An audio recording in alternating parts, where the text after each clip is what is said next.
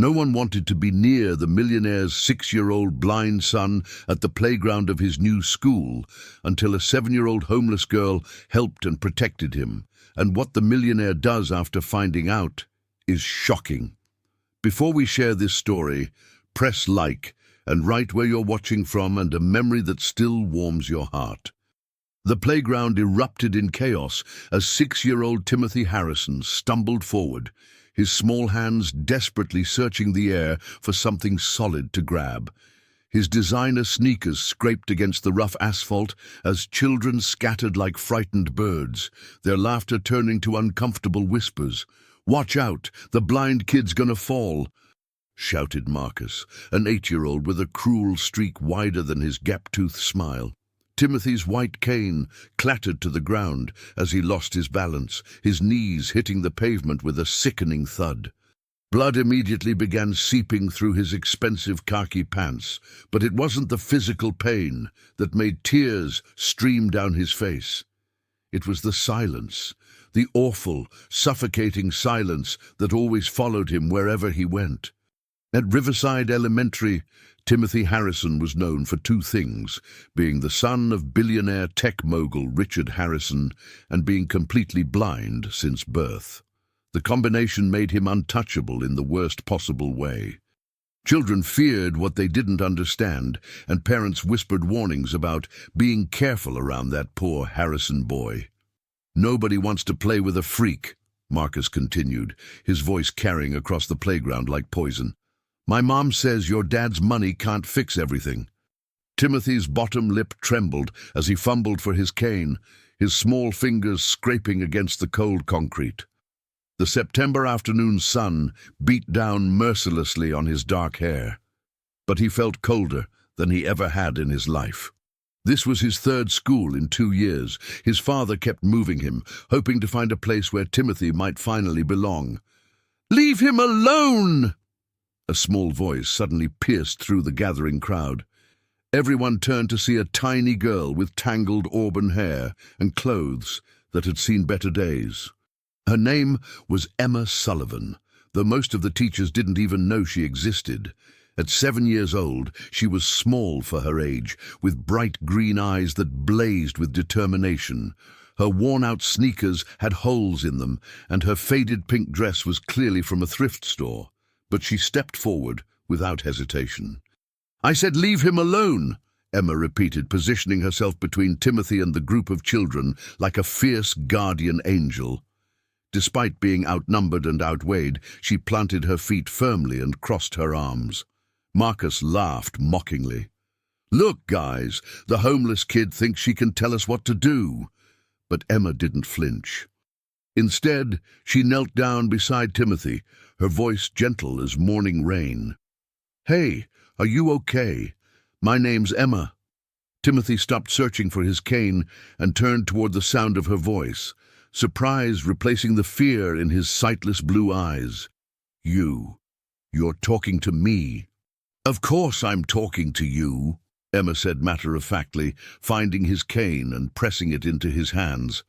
"I'm Emma Sullivan. What's your name?" "Timothy," he whispered, still not quite believing that someone was actually being kind to him. "Timothy Harrison." Emma helped him to his feet with surprising strength for such a small girl. "Well, Timothy Harrison, want to be friends? I don't have any friends yet either." The crowd of children began to disperse, disappointed by the lack of drama, but Marcus wasn't finished. "Emma Sullivan, I should have known. My dad says your mom's a drunk who can't even keep a job. No wonder you're friends with a blind freak." Emma's face flushed red, but before she could respond, Timothy spoke up with a quiet dignity that belied his 6 years. "My dad always says that people who say mean things are just sad inside. Maybe your dad is sad too." The wisdom in his words hung in the air like a challenge, and for the first time, Marcus didn't have a comeback. He stalked off with his followers, leaving Emma and Timothy alone on the playground. "That was really brave," Emma said, genuine admiration in her voice. Timothy smiled for the first time in months. "You're the brave one. Nobody ever stands up for me." As the school bell rang, signaling the end of recess, neither child knew that this moment would change both their lives forever. High above them, in a black sedan parked across the street, Richard Harrison had witnessed the entire encounter through his driver's window. His steel-grey eyes, so much like his son's, were fixed on the small girl who had shown his boy more kindness in 5 minutes than most people had in 6 years. Richard Harrison was not a man given to sentiment, but something about watching his son smile for the first time since starting school made his chest tighten in an unfamiliar way. That evening, the Harrison mansion felt more like a museum than a home.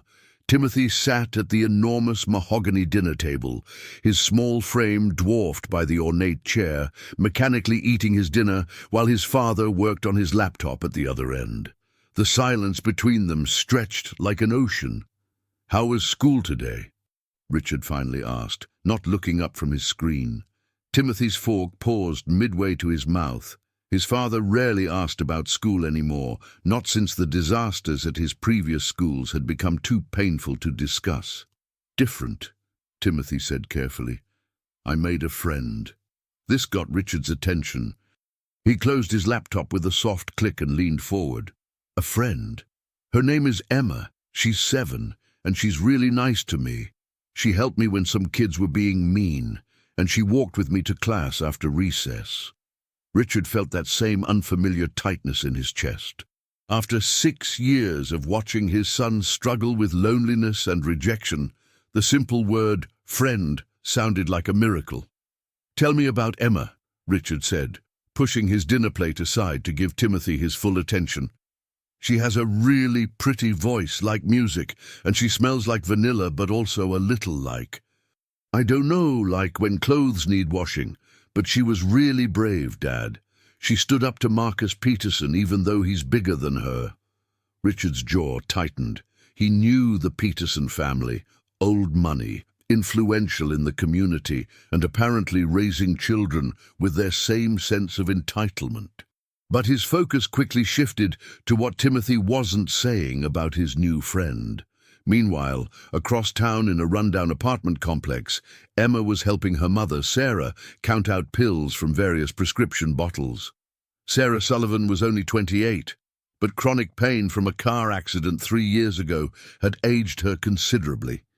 Her blonde hair was limp and unwashed, and her face was pale and drawn. "How many of the white ones, Mama?" Emma asked, her small fingers carefully handling the medication. "2, baby. Just 2. Sarah's voice was weak, but she managed a smile for her daughter. "How was your first day at the new school?" Emma's face lit up despite their grim surroundings. "I made a friend. His name is Timothy, and he's really smart. He can't see anything, but he knows lots of stuff about music and books." Sarah's heart ached as she watched her daughter's excitement. Emma had been through so much in her short life. 3 different schools in 2 years as they moved from one temporary housing situation to another. The fact that she could still find joy in simple friendship was both heartbreaking and inspiring. "That's wonderful, sweetheart. I'm proud of you for being kind to someone who might need a friend. He told me his last name is Harrison. Do you think that's the same Harrison who owns all those big buildings downtown?" Sarah's breath caught. The Harrison name was synonymous with wealth and power in their city. If Emma had befriended the Harrison heir, it could complicate things in ways her 7-year-old couldn't understand. "Maybe, baby. But it doesn't matter what his last name is, does it? What matters is that he's a good person." Back at the Harrison mansion, Richard was making phone calls. Within an hour, he had a complete dossier on the Sullivan family spread across his desk. Sarah Sullivan, age 28, former nurse, unemployed due to disability. Single mother, no father listed on Emma's birth certificate. Multiple evictions, currently living month to month in a Section 8 housing complex known for drug activity and violence. But it was the final note that made Richard's blood run cold. Child Services has conducted 3 welfare checks in the past year due to anonymous complaints about neglect. No action taken, but case remains open. Richard stared at a school photograph of Emma, the same fierce green eyes that had defended his son, but wearing a smile that seemed too mature for her age. This little girl, this guardian angel who had given Timothy his first real friendship, was living in conditions that no child should endure. He reached for his phone, then stopped. He'd built his fortune by being calculated, methodical, but this wasn't business. This was about his son's happiness and a little girl's future. The next morning, Richard Harrison made a decision that would change 3 lives forever. The following day at school, Emma arrived 30 minutes late, her face flushed from running. Her hair was even more tangled than yesterday, and Timothy could hear her trying to catch her breath as she slipped into the seat next to him during morning reading time. "Are you okay?" he whispered, genuine concern in his voice. "My mom was really sick this morning," Emma whispered back. "I had to wait for the neighbor lady to come check on her before I could leave." Mrs. Henderson, their teacher, gave Emma a disapproving look, but said nothing. She'd already been briefed about the Sullivan situation by the principal, another problem child from a problem family. During lunch, Emma and Timothy sat together at a small table in the corner of the cafeteria. Timothy had a gourmet lunch packed by the Harrison family cook: organic turkey sandwich on artisanal bread, fresh fruit cut into perfect shapes, and homemade cookies. Emma had a small bag containing a peanut butter sandwich and a bruised apple. "Want half my sandwich?" Timothy offered, pushing his lunch toward her. "Mrs. Chen always packs too much food for me." Emma's stomach growled loudly, betraying her hunger, but she shook her head. "That's okay. I have my own lunch." Timothy tilted his head, listening to the growling sound. "Emma, when was the last time you had breakfast?" The question was asked with such innocent concern that Emma's defenses crumbled. "Yesterday, I think. But it's okay. Sometimes there's just not enough food in the house." Without hesitation, Timothy began dividing his lunch into 2 equal portions. "My dad always says that friends share with each other. We're friends, right?" Emma's eyes filled with tears, the first time in months that someone had cared enough to notice she was hungry. "Right," she whispered, accepting half of Timothy's sandwich. Across the cafeteria, Marcus Peterson watched this exchange with growing irritation. His own father had been complaining about Richard Harrison's business practices for years, and now the blind Harrison boy was acting like some kind of saint with the weird homeless girl. After lunch, during art class, Marcus saw his opportunity. While Mrs. Anderson was helping another student, he approached Emma and Timothy's table, where they were working together on a finger-painting project. "My dad says your mum is a drug addict," Marcus whispered viciously to Emma. "He says that's why you keep moving around and why you're always dirty." Emma's face went white, but Timothy immediately stood up, knocking over his water cup in the process. "That's not true," Timothy said loudly, his voice carrying across the quiet classroom. "Emma's mum is sick, not on drugs. And Emma isn't dirty. She smells like vanilla and kindness." Mrs. Anderson rushed over just as Marcus pushed Timothy backward. Timothy stumbled, his hands instinctively reaching out to break his fall. Unfortunately, his hands landed directly in Marcus's wet finger painting, covering his palms in bright blue paint. "Marcus Peterson!" Mrs. Anderson snapped. "Principal's office, right now!" As Marcus skulked away, Emma helped Timothy clean his hands with paper towels, her own hands shaking with suppressed emotion. "Thank you," she whispered. "Nobody ever defended my mom before." Timothy found her hand and squeezed it gently. "That's what friends do." That afternoon, Richard Harrison was in his downtown office when his private investigator called with an update. The news was worse than he'd expected. Sarah Sullivan's condition was deteriorating rapidly, and there were rumors that Child Protective Services was planning another visit within the week. "There's more, Mr. Harrison," the investigator continued. "The apartment complex where they're living has been sold. All tenants have been given 30-day eviction notices. The new owners planned to demolish and rebuild. Richard stared out his office window at the city skyline, his reflection ghost-like in the glass. Somewhere out there was a little girl who had shown his son more genuine friendship than anyone in his privileged life, and she was about to lose what little stability she had. He picked up his phone and dialed his assistant. "Janet, I need you to cancel all my meetings tomorrow morning. I have something important to take care of." "Of course, Mr. Harrison. May I ask what for?" Richard Harrison, a man who had built a billion-dollar empire through careful calculation and emotional detachment, found himself saying words he never thought he'd utter. "I'm going to save a friend's life." The next morning would bring a meeting that would change everything, but none of them knew it yet. As Timothy fell asleep that night, he whispered a prayer he'd never said before, not for himself, but for his friend Emma and her sick mother. Friday morning arrived with an unexpected knock at the Sullivan apartment door. Sarah struggled to get up from the couch where she'd been sleeping.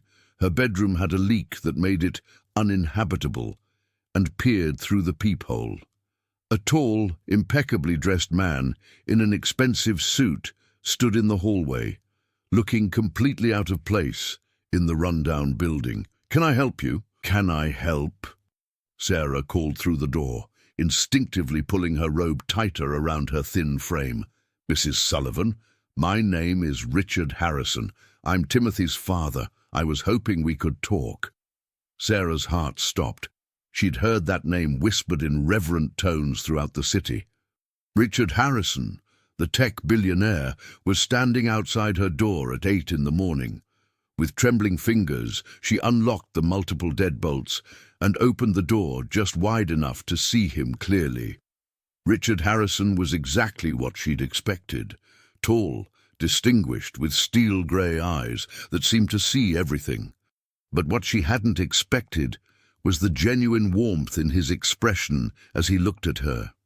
"I'm sorry to disturb you so early, Mrs. Sullivan, but I wanted to talk to you about our children's friendship." Is Timothy in trouble? Did Emma do something wrong?" Sarah's voice was barely above a whisper, fear evident in every word. "Quite the opposite," Richard said gently. "May I come in? I have a proposition that I think might interest you." Sarah hesitated, acutely aware of the apartment's condition. The carpet was stained, the walls were peeling, and the smell of mold was unmistakable. But Richard Harrison had already seen her at her worst. What more could she have to lose? She opened the door wider and gestured him inside. Richard entered without a trace of judgment or disgust, his eyes taking in the sparse furniture and the medical equipment scattered around the small space. "Emma's at school?" he asked, settling carefully on the edge of the worn couch. "Yes, she never misses school no matter what. Education is the only way she's going to have a better life than mine." Richard nodded appreciatively. "She sounds like a remarkable little girl. Timothy hasn't stopped talking about her since they met. In fact, he's asked me every morning this week if Emma seemed happy when I dropped him off at school." Sarah's eyes widened in surprise. You watch Emma at school." "I've made it a point to observe their friendship, yes. Mrs. Sullivan, I want to be direct with you because I believe you deserve honesty. I know about your medical condition, your financial situation, and the upcoming eviction. I also know that you've been doing everything in your power to provide for Emma, despite circumstances that would crush most people." Tears began streaming down Sarah's face. "Please don't take her away from me." "Away. I know I'm not the best mother, but I love her more than my own life. She's everything good that's left in the world." Richard leaned forward, his voice gentle but firm. "Mrs. Sullivan, I'm not here to take Emma away from you. I'm here to offer you both a chance at a better life." He reached into his briefcase and pulled out a folder filled with documents. "I've purchased a house in the same school district where Timothy and Emma attend class. It's a modest 3-bedroom home with a fully accessible design for someone with your mobility limitations. I'd like to offer it to you and Emma rent-free for as long as you need it." Sarah stared at him, as if he were speaking a foreign language. I don't understand. Why would you do that? Because your daughter showed my son something I thought he'd never have. Genuine friendship. She defended him when others mocked him, shared her time when she had so little to spare, and treated him like he was normal instead of broken. Do you have any idea how precious that is to a father who's watched his child suffer through loneliness for 6 years? But I can't pay you back. I can't even work anymore, and the disability payments barely cover Emma's basic needs. Richard pulled out another document. I've also spoken with Dr. Elizabeth Chen at City General Hospital. She's one of the leading pain management specialists in the country. She's agreed to take over your care, and all medical expenses will be handled through my family's charitable foundation. Sarah's hands shook as she looked at the papers. This is too much. I can't accept charity like this. It's not charity, Mrs. Sullivan. It's an investment in my son's happiness, but there is one condition. Sarah's heart sank. She'd known it was too good to be true. The condition is that Emma continues to be Timothy's friend, not because she has to, but because she wants to. I'm not trying to buy her friendship. I'm trying to make it possible for 2 children who genuinely care about each other to grow up together. The apartment fell silent except for the sound of Sarah's quiet crying. Finally, she looked up at Richard with eyes that held a glimmer of hope for the first time in years. When Emma was born, I promised her that I'd give her the best life I could. I never imagined that keeping that promise would mean accepting help from a stranger. I'm not a stranger, Mrs. Sullivan. I'm the father of your daughter's best friend, and if you'll let me, I'd like to be the person who helps you both build the life Emma deserves. 2 weeks later, Emma stood in the doorway of her new bedroom, unable to believe what she was seeing. The walls were painted a soft lavender color, her favorite, and there was an actual bed with a real mattress and pillows that smelled like flowers instead of mold. Sunlight streamed through clean windows that looked out onto a small garden where butterflies danced among blooming roses. Do I really get to live here? Emma whispered to her mother, who was standing beside her in the doorway, tears of gratitude streaming down her face. Yes, baby. This is our new home. Sarah Sullivan looked like a different person than she had just 2 weeks ago. With proper medical care and pain management, she was able to stand straighter and move with less discomfort. The constant worry lines on her face had softened, and for the first time in years, she'd been able to eat regular meals and gain back some much-needed weight. Downstairs, Timothy was exploring the house with his cane, familiarizing himself with the layout. Richard had insisted on making the entire home accessible, with clear pathways and tactile markers that would help Timothy navigate independently. "Emma!" Timothy called from the living room. "Come feel this couch. It's so soft, and it doesn't have any scratchy parts." Emma ran downstairs, her sock-covered feet sliding on the polished hardwood floors. She launched herself onto the couch beside Timothy, both of them bouncing slightly on the plush cushions. "This is like a palace," Emma said breathlessly. "I never thought I'd live somewhere so beautiful." Richard watched the children from the kitchen, where he was helping Sarah unpack groceries, another first for the billionaire businessman who usually had staff handle such mundane tasks. "Mr. Harrison," Sarah said quietly, "I need you to know that Emma understands this isn't permanent. I've explained that this is your kindness, not something we've earned or that we can expect to last forever." Richard paused in his unpacking and turned to face her. "Mrs. Sullivan, I think you misunderstood my intentions. This house belongs to Emma now. I've had it put in a trust fund that she'll inherit on her 18th birthday. Until then, you're the trustee, which means you make all the decisions about the house and its maintenance." Sarah dropped the can of soup she'd been holding. You gave Emma a house? I gave Emma security. I gave her a place to call home that no one can take away from her. And I gave you the peace of mind that comes with knowing your daughter will always have a roof over her head." Before Sarah could respond, Emma came running into the kitchen, her face glowing with excitement. "Mama! Timothy says his dad wants to take us to get ice cream. Can we go, please?" Sarah looked at Richard, still struggling to process the magnitude of what he'd done for them. "Emma, Mr. Harrison has already done so much for us." "Please, Mrs. Sullivan," Richard interrupted, "let me take the kids for ice cream. It's what friends' parents do, isn't it?" An hour later, the four of them sat in a booth at Scoops and Dreams, the local ice cream parlor. Emma had ordered a triple scoop of strawberry, something she'd only dreamed about before, while Timothy carefully ate his vanilla cone, his face serious with concentration. "Mr. Harrison," Emma said suddenly, her voice full of 7-year-old wisdom, "why are you so nice to us?" Richard set down his coffee cup and considered the question seriously. "Emma, do you know what the most valuable thing in the world is?" Emma shook her head, her green eyes wide with curiosity. "It's not money or houses or cars. It's having someone who cares about you exactly as you are. You gave that to Timothy, and it's worth more than anything I could ever buy." Timothy reached across the table and found Emma's hand. "Emma makes everything better just by being herself."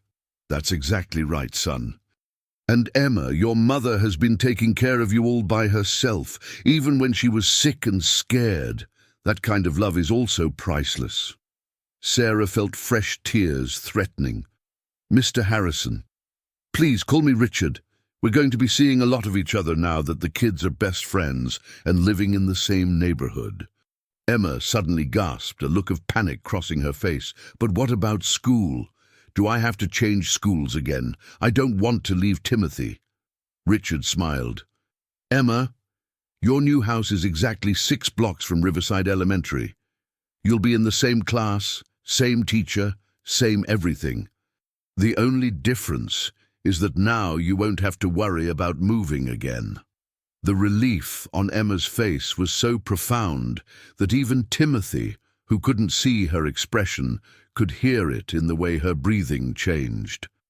As they walked back to the car, Emma slipped her small hand into Richard's much larger one. "Thank you for being Timothy's dad," she said simply, "and thank you for helping my mama feel better." Richard Harrison, who had negotiated billion-dollar deals without blinking, found himself completely undone by a 7-year-old's gratitude. He squeezed her hand gently and made a silent promise that he would spend the rest of his life making sure both children knew they were loved and protected. But even Richard couldn't predict the challenges that lay ahead, or how this unconventional family would face them together. 3 months into their new life, Emma and Timothy had become inseparable. Every morning Richard would pick up Emma for the ride to school, and every afternoon she would come to the Harrison mansion to do homework with Timothy before Richard drove her home. The routine had become so natural that even the mansion's staff had started setting a place for Emma at dinner. But on this particular November afternoon, something was different. Emma arrived at the mansion with red-rimmed eyes and a forced smile that didn't fool Timothy for a second. "What's wrong?" "What's—" he asked immediately, his hand finding hers as they sat at the kitchen table with their math homework spread between them. "Nothing's wrong," Emma lied, but her voice cracked on the last word. Timothy tilted his head, listening to the subtle sounds that others missed. The slight tremor in her breathing, the way she kept shifting in her chair, the soft sniffling she was trying to hide. "Emma Sullivan," Timothy said with the authority of someone wise beyond his 6 years, "you're my best friend, and best friends don't lie to each other." "Something is definitely wrong." Emma's careful composure crumbled. "There was a mean lady at our house today. She came with papers and asked Mama lots of questions about me.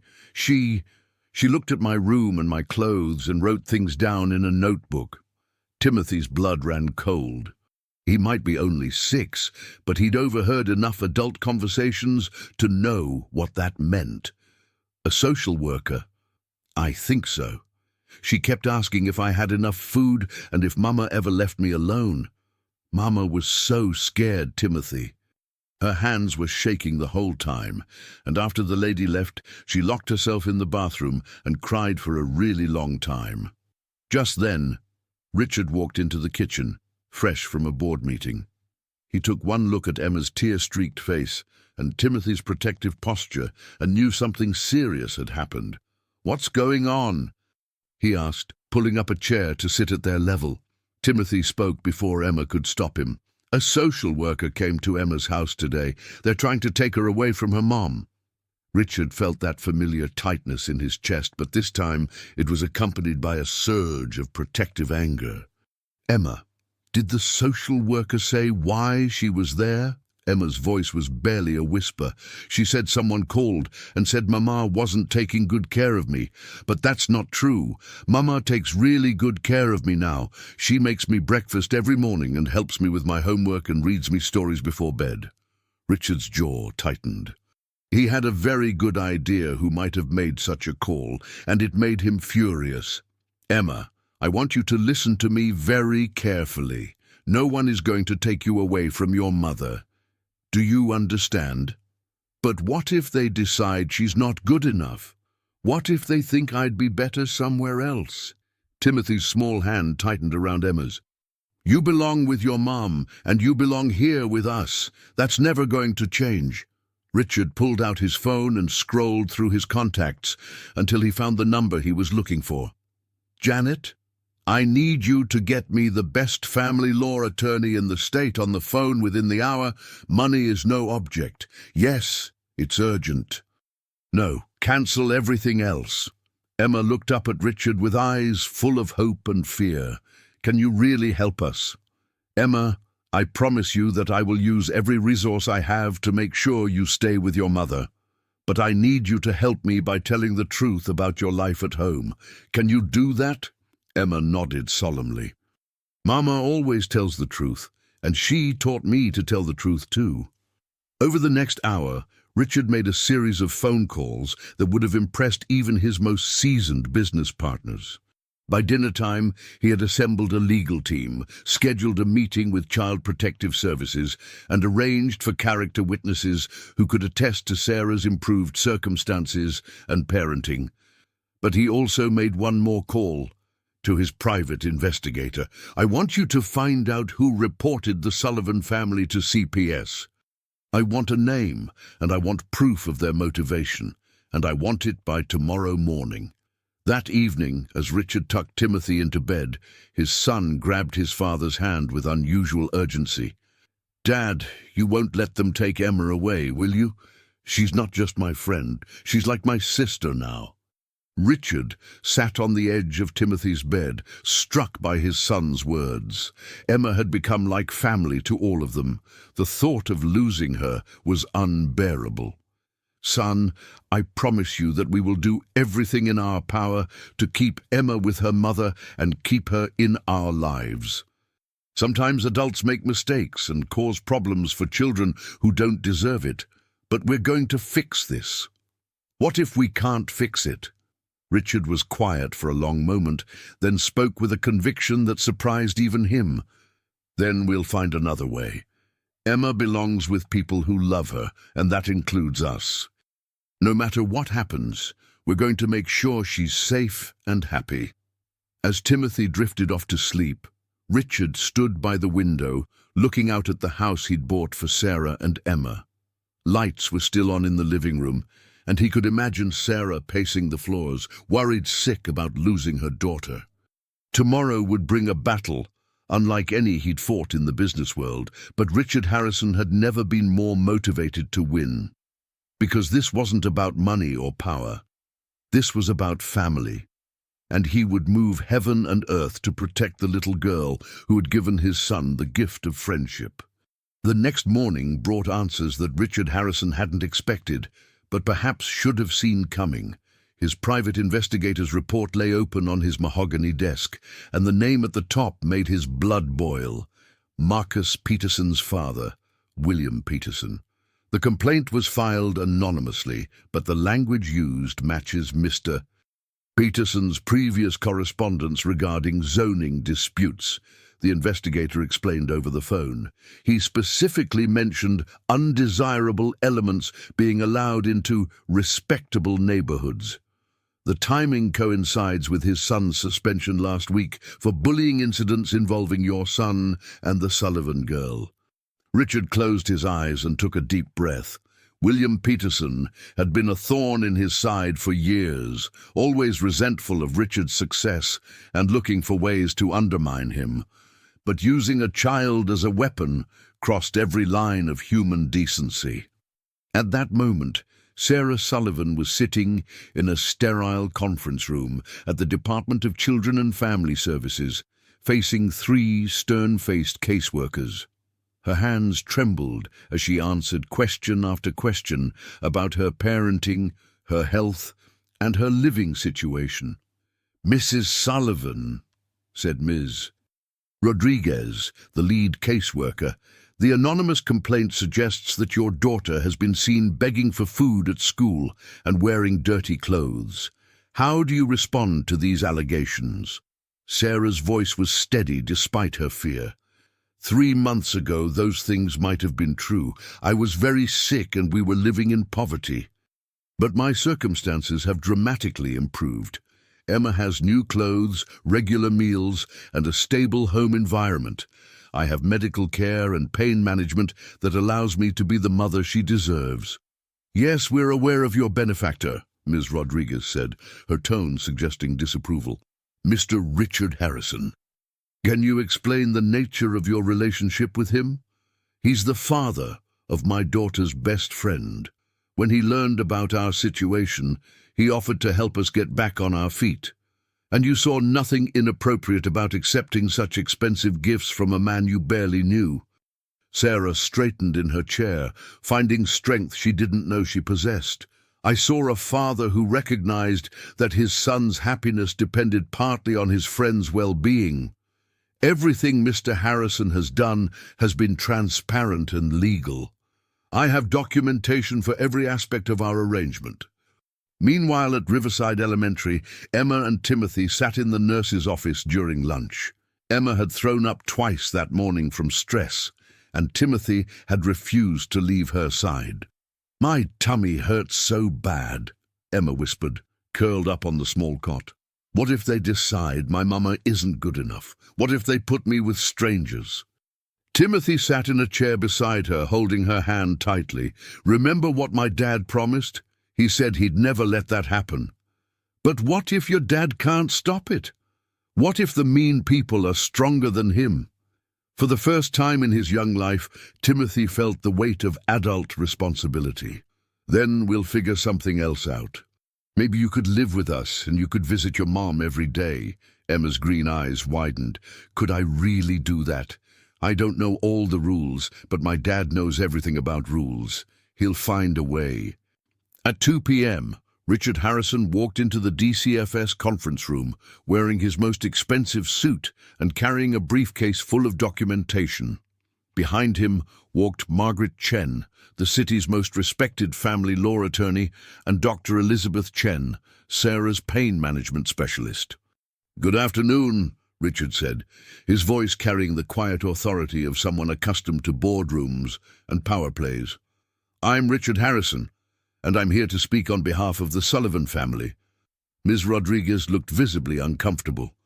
"Mr.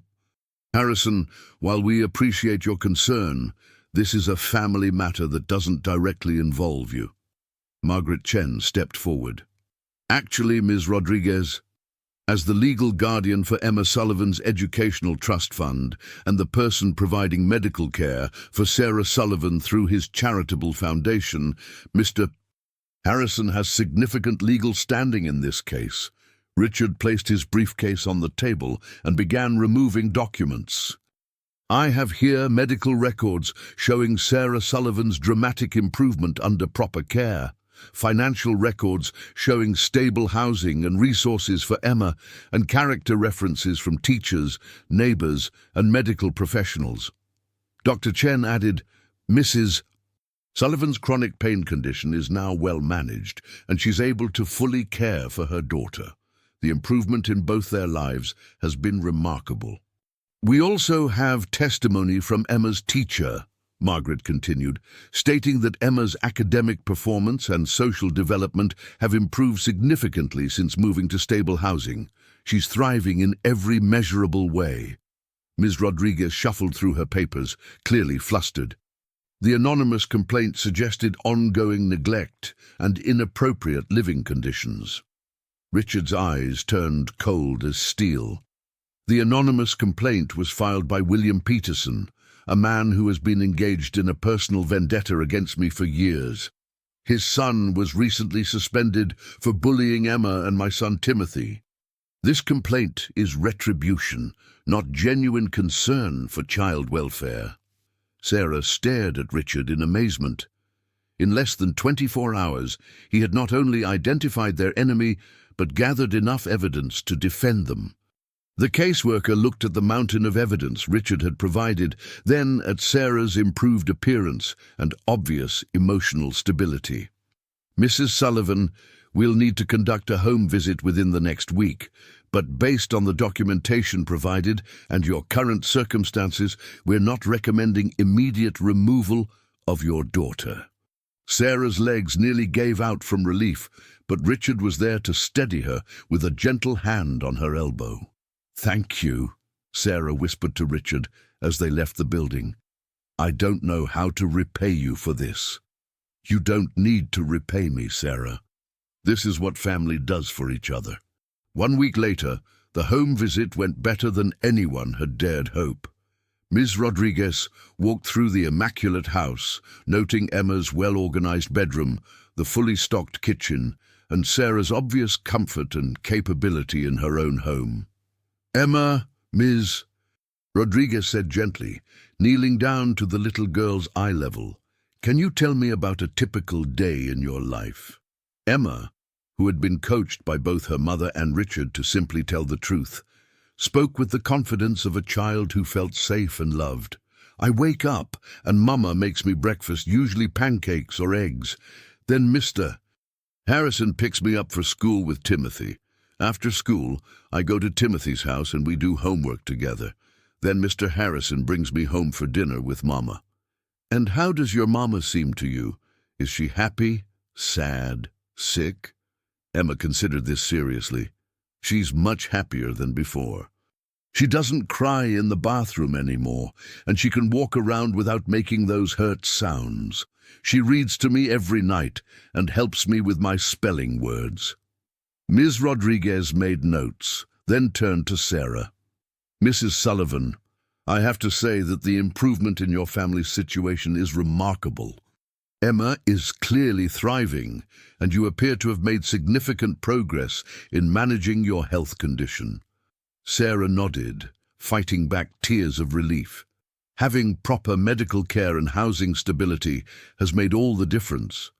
I can be the mother Emma deserves now." That afternoon, Richard received the official letter closing the CPS case. Emma and Timothy were in his study when he opened it, both children holding their breath as he read. "Case closed," Richard announced, his voice warm with triumph. "No further action required." Emma burst into tears of relief while Timothy whooped with joy. Richard found himself pulled into a group hug that left his expensive shirt wrinkled and his eyes suspiciously moist. "Does this mean nobody can try to take Emma away again?" Timothy asked. "It means that Emma is exactly where she belongs, with her mother and with us," Richard replied firmly. But their celebration was interrupted by an unexpected visitor. The doorbell rang, and Janet announced that William Peterson was requesting to speak with Richard. Richard's jaw tightened, but he told Janet to show Peterson to his study. He looked at the children seriously. "Emma, Timothy, I want you to go to the kitchen and ask Mrs. Chen to make you some hot chocolate. Can you do that for me?" Both children sensed the tension and hurried out of the room just as William Peterson entered. Peterson was a tall, thin man with thinning hair and the kind of permanent scowl that suggested chronic dissatisfaction with life. "Harrison," Peterson said without preamble, I think we need to discuss this situation with the Sullivan family. Richard remained seated behind his desk, a power play he'd learned years ago. What situation would that be, William? Don't play games with me. I know you've been throwing money around to cover up whatever's really going on there. A woman like that doesn't just suddenly become a fit mother. Richard's voice became dangerously quiet. A woman like what, exactly? Peterson seemed to realize he was on thin ice, but pressed forward anyway. Look, I'm not trying to be unreasonable, but when you start importing problem families into decent neighborhoods, it affects everyone's property values. My wife is concerned about the influence on the other children. The influence of kindness, of friendship, of children learning to look past superficial differences. The influence of a woman with a drug problem and a child with behavioral issues. Richard stood up slowly, his full 6'3" frame towering over Peterson. William, you filed a false report with Child Protective Services based on lies and malice. The only behavioral issues I've seen have come from your son, who has repeatedly bullied both Emma and Timothy. My son is spirited, not a bully, and that complaint wasn't false. Everyone could see that girl was neglected. That girl has a name, Emma Sullivan. She's 7 years old, she's brilliant, and she's shown more character in her short life than your family has displayed in generations. And yes, she was struggling because her mother was sick and they were poor. But instead of showing compassion, you chose to attack them. Peterson's face flushed red. You can't buy your way out of every problem, Harrison. People are talking about your relationship with that woman. Richard walked around his desk until he was standing directly in front of Peterson. Let them talk, William, but let me make something crystal clear. Emma Sullivan and her mother are under my protection now. If you or anyone else attempts to harm them in any way, through false reports, gossip, or any other means, you will discover exactly how much influence $1 billion can buy in this town. Peterson took a step backward, finally recognizing the steel beneath Richard's calm exterior. Are you threatening me? I'm educating you. Emma Sullivan saved my son from loneliness and despair. She gave him friendship when no one else would. In return, I've given her and her mother security and stability. If you see that as something wrong or shameful, then you're not the man I thought you were. After Peterson left, Richard found the children in the kitchen, their hot chocolate finished, but their faces still anxious. Is everything okay? Emma asked quietly. Richard knelt down so he was at their eye level. Everything is perfect. The mean people can't hurt you anymore, and they know it. Timothy reached out and found Richard's hand. Dad, are we really like a family now, all of us together? Richard looked at these two extraordinary children. His son, who saw the world with his heart instead of his eyes, and Emma, who had shown them both what unconditional love looked like. Yes, son. We're really like a family now. Christmas morning at the Harrison mansion was unlike any holiday the house had ever seen. For the first time in years, the massive living room was filled with the sounds of children's laughter and genuine joy. Emma had arrived at dawn with Sarah, both of them carrying small wrapped packages that had been carefully chosen and saved for over weeks. Timothy, wake up! Santa came! Emma's voice echoed through the hallways as she bounded up the stairs, her new Christmas dress, a gift from Richard, rustling with each step. Timothy was already awake, sitting on the edge of his bed with barely contained excitement. Emma, I can hear you from down the hall. Did you see the tree? It's the most beautiful thing I've ever seen. There are lights and ornaments and presents everywhere. Downstairs, Richard and Sarah sat in the kitchen drinking coffee and watching their children through the doorway. Sarah looked like a different person than she had 6 months ago. Her hair was styled, her face had color, and she wore a new sweater that actually fit her properly. I never thought I'd see Emma this happy, Sarah said softly. She's been through so much. But look at her now. Richard nodded, his throat tight with emotion. He wasn't accustomed to feeling. Timothy's been different too. He used to be so withdrawn, so afraid of the world. Emma taught him that not everyone would hurt him. They saved each other, didn't they? They saved all of us. The children's shrieks of delight interrupted their conversation as Emma discovered the massive dollhouse Richard had commissioned for her, a perfect replica of their house, complete with tiny furniture and even miniature versions of their family. "Look, Timothy, it's our house but tiny. And there's a little blind boy and a little girl and their parents." Timothy ran his fingers over the intricate details, his face glowing with wonder. "There's even a little white cane for the boy. Dad, this is amazing." But the biggest surprise came when Richard handed Emma an envelope instead of a wrapped present. With trembling fingers, she opened it and pulled out an official-looking document. "I can't read all the big words," Emma said, looking confused. Sarah took the document and read it, her hand flying to her mouth in shock. "Emma, this is adoption papers." The room fell completely silent. Timothy's head turned toward his father, his expression hopeful and questioning. Emma looked between Richard and Sarah, not fully understanding what was happening. Richard knelt down in front of both children, his voice gentle but serious. "Emma, your mom and I have been talking for weeks about this. I would like to officially adopt you as my daughter. That would make Timothy your brother, and it would mean that no one could ever question your place in this family again." Emma's green eyes filled with tears. "But what about my mama? I don't want a new mama." Sarah quickly knelt beside Richard, taking Emma's small hands in hers. "Baby, I would still be your mama, always and forever. But you would also have a daddy who loves you, and Timothy would officially be your brother. We'd all be one big family." "Like a real family, with a mom and a dad and kids?" "Like a real family," Richard confirmed, "but only if that's what you want. This is your choice, Emma."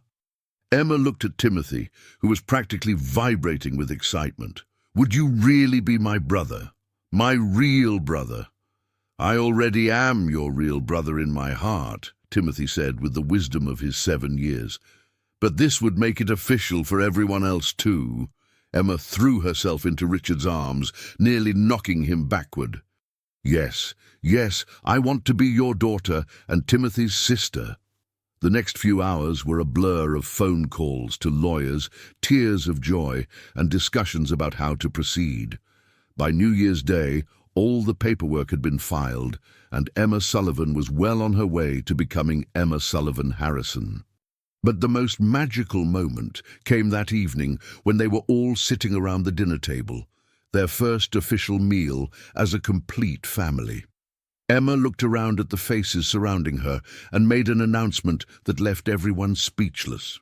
"I want to say grace tonight," Emma declared, bowing her head solemnly. "Dear God, thank you for giving me the best mama in the world, and thank you for giving me a daddy who loves us, and thank you for giving me a brother who sees me with his heart, and thank you for making us a family, even though we don't look like other families. Amen." "Amen," Richard whispered, his voice thick with emotion. "Amen," Sarah echoed, tears streaming down her face. "Amen," Timothy said firmly. "And God? Thank you for sending Emma to help me not be scared anymore." As they ate dinner together, the four of them talking and laughing like they'd been a family their whole lives, Richard marveled at how much his life had changed in less than a year. A business empire that had once consumed his every waking hour now seemed secondary to bedtime stories and homework help. Board meetings that had once seemed crucial were now scheduled around school plays and parent-teacher conferences. But the most profound change was in his heart. He had discovered that the love of children, not just his son, but the brave little girl who had defended Timothy in a playground, could transform a man completely. Later that night, after the children were asleep, Richard stood in his study looking at a framed photo from that morning.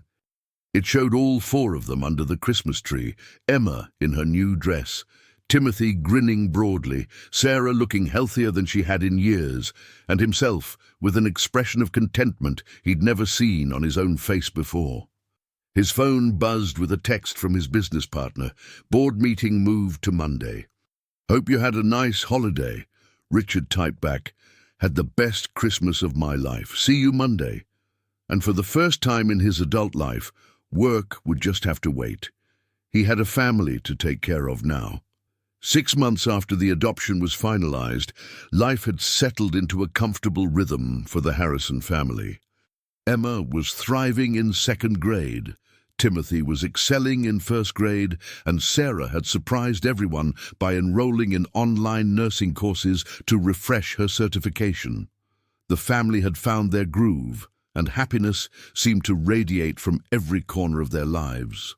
But on this particular Tuesday morning in June, that happiness was about to be tested in a way none of them could have anticipated. Richard was in his downtown office when his assistant burst through the door, her face pale with worry. "Mr. Harrison, there's been an accident at the school. Both children are being taken to City General Hospital."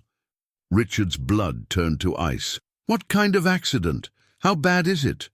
"A school bus collision on Maple Street. I don't have details yet, but the paramedics said multiple children were injured." Richard was out of his office and in his car within minutes, his hands shaking as he called Sarah. She answered on the first ring, her voice already thick with tears. "Richard, they called me too. I'm already on my way to the hospital.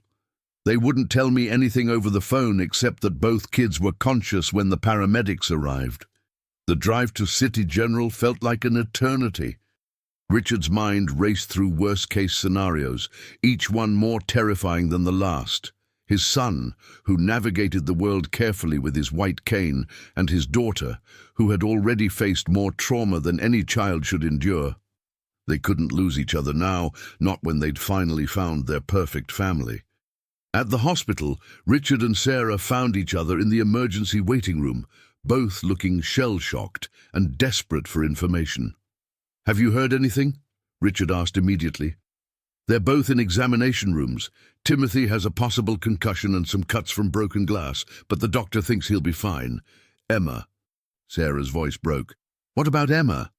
"She has a broken arm and some internal injuries.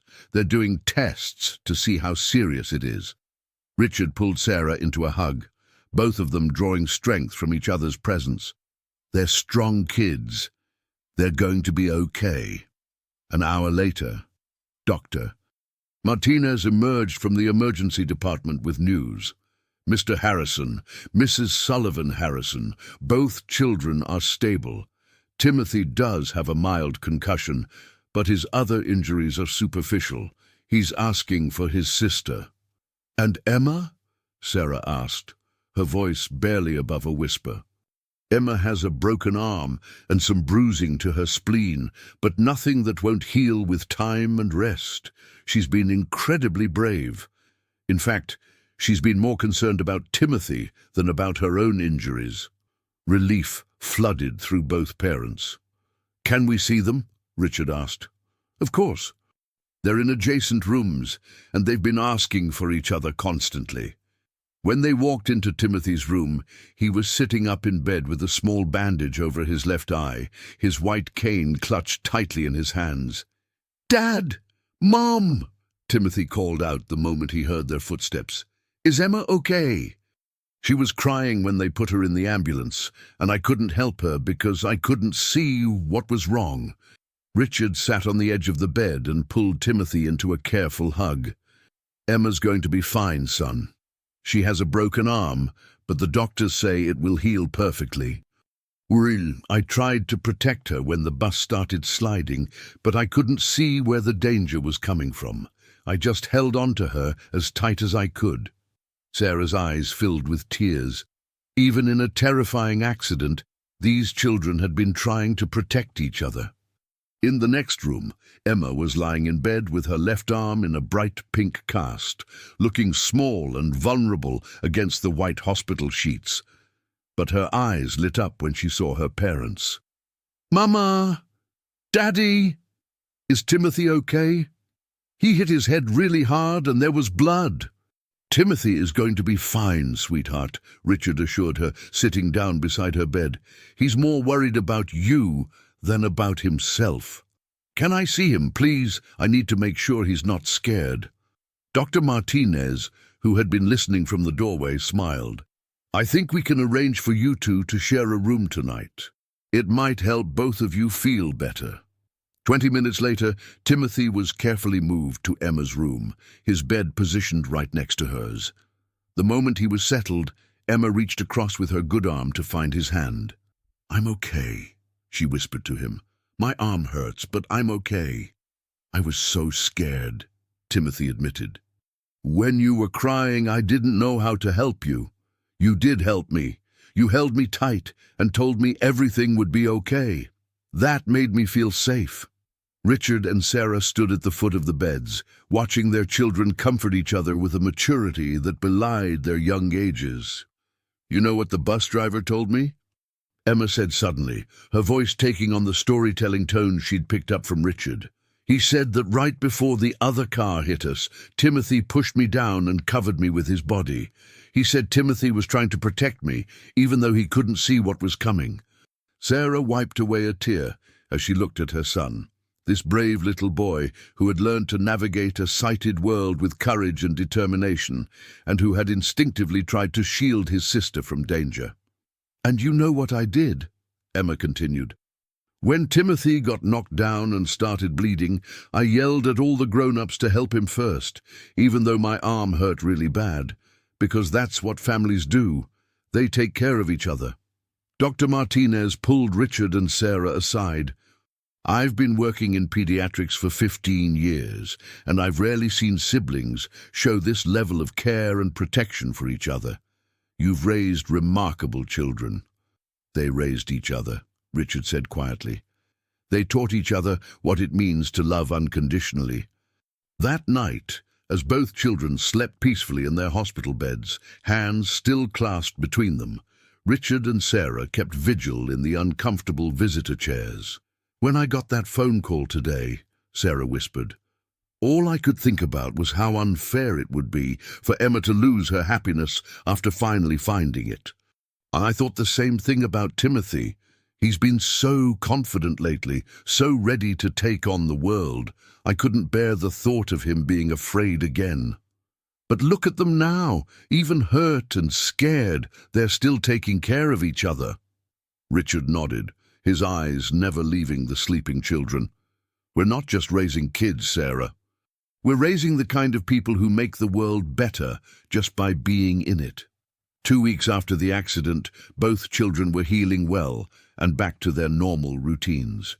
Emma's pink cast had become a canvas for artwork and signatures from everyone they knew, while Timothy's concussion had healed completely, leaving him with nothing more than a small scar over his left eyebrow that he wore like a badge of courage. But on this particular Saturday morning, Richard received a phone call that would change their lives once again. Mr. Harrison, came the voice of Dr. Rebecca Walsh, Timothy's ophthalmologist. I need to speak with you about Timothy's recent tests. Could you and Mrs. Harrison come in this afternoon? Richard felt his stomach drop. Is something wrong? The accident didn't affect his eyes, did it? No, Mr. Harrison. This is about something else entirely. Something remarkable, actually. But I'd prefer to discuss it in person. 3 hours later, Richard and Sarah sat in Dr. Walsh's office while Timothy played in the waiting room with Emma, who had insisted on coming along to support her brother. Mr. Harrison, Mrs. Harrison, Dr. Walsh began, pulling up Timothy's file on her computer. Timothy's blindness was caused by severe damage to his optic nerves during a difficult birth. For 7 years, we've assumed that damage was permanent and irreversible. Assumed? Sarah asked, her voice barely above a whisper. Recent advances in optic nerve regeneration therapy have shown promising results in cases similar to Timothy's. There's a procedure, still experimental but with remarkable success rates, that might restore partial or even full vision. Richard felt the world tilt on its axis. Are you saying Timothy might be able to see? I'm saying there's a chance. A good chance, actually. The procedure involves microsurgery to repair the damaged nerve pathways, followed by months of therapy.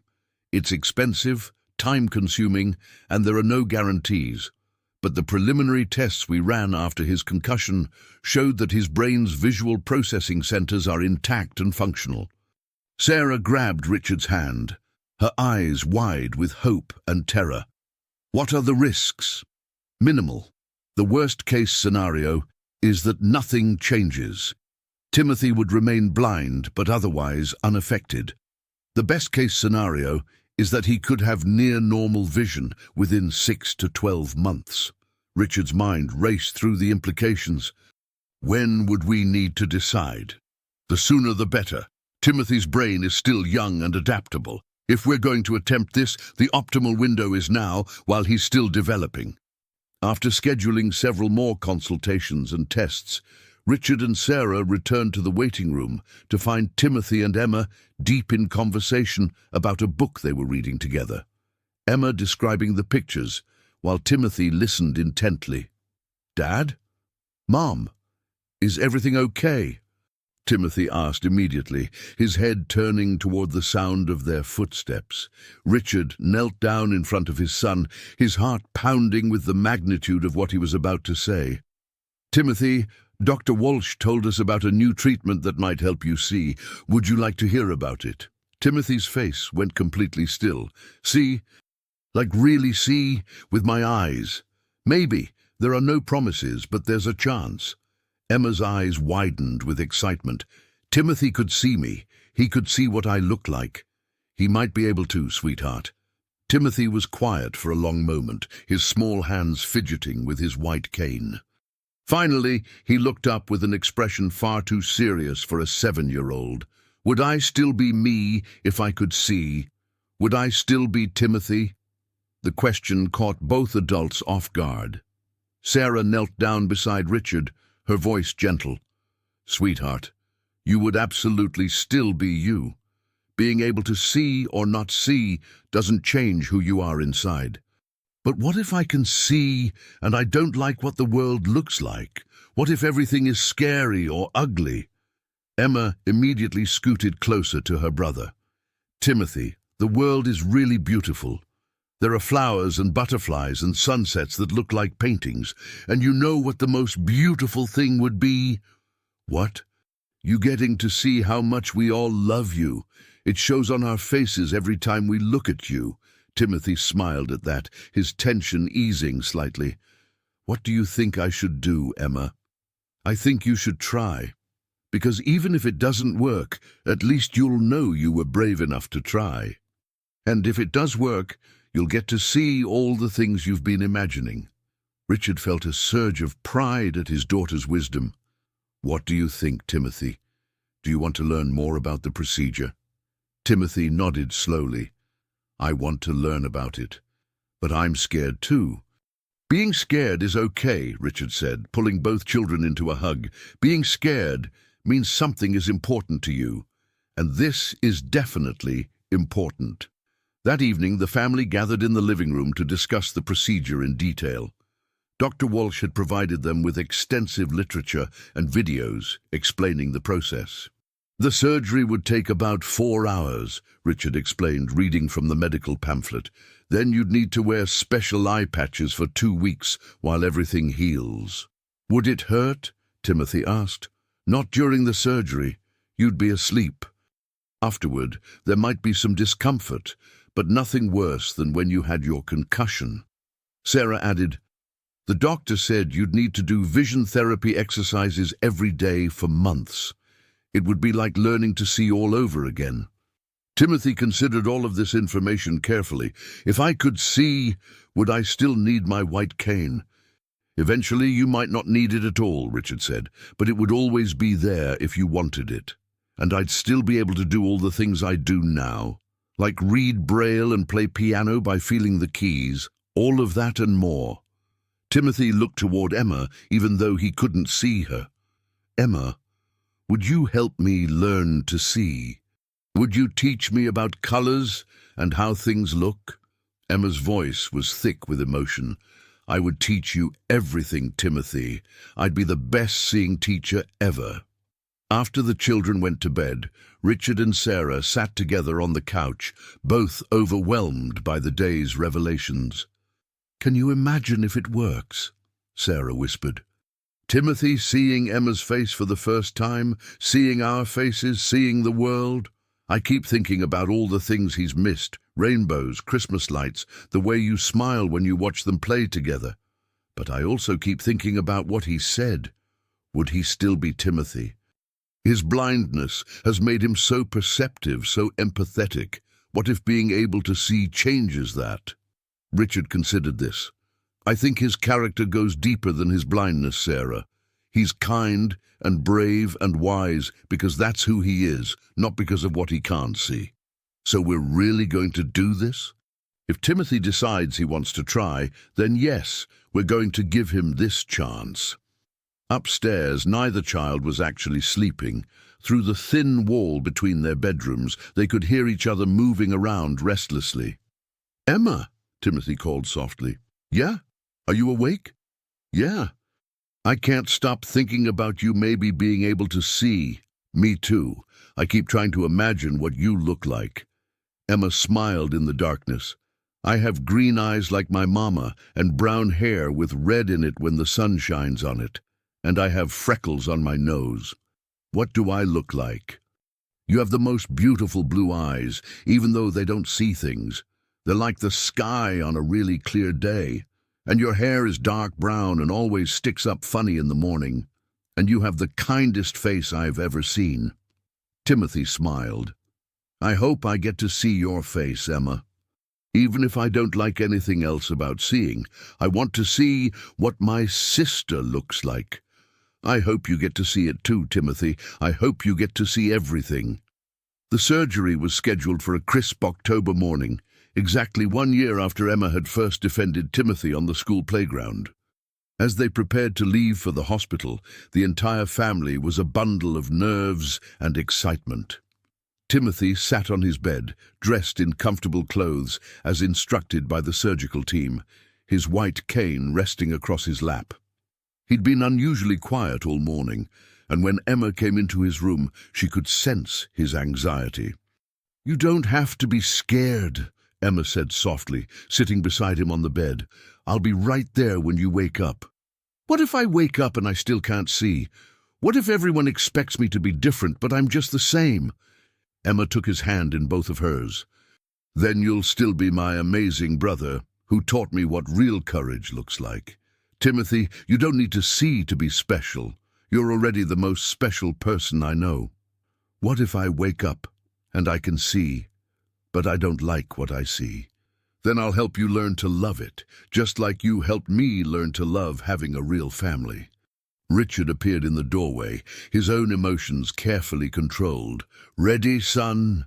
Timothy nodded, standing up and reaching for his father's hand. Dad, will you promise me something? Anything. If this doesn't work, will you promise that everyone will stop feeling sorry for me? I don't want people to think I'm broken. Richard knelt down, his voice thick with emotion. Timothy, you are not broken. You have never been broken. You are perfect exactly as you are. And this surgery doesn't change that. We're doing this because we want to give you every opportunity, not because we think you need to be fixed. The surgery lasted exactly 4 hours and 12 minutes. Richard, Sarah, and Emma spent every minute in the waiting room barely speaking, each lost in their own hopes and fears. When Dr. Walsh finally emerged, her face was cautiously optimistic. The surgery went very well.